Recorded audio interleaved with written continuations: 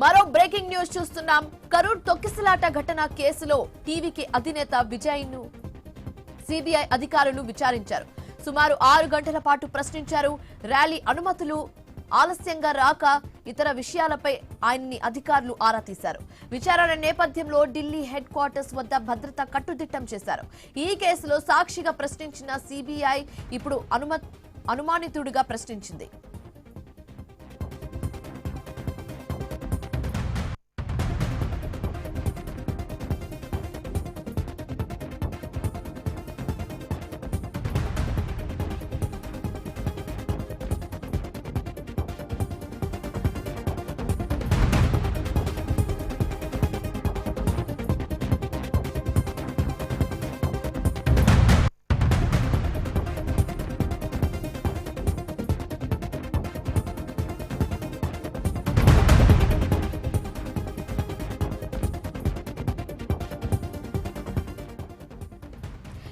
కరూర్ తొక్కిసలాట ఘటన కేసులో టీవీకి అధినేత విజయ్ ను సిబిఐ అధికారులు విచారించారు.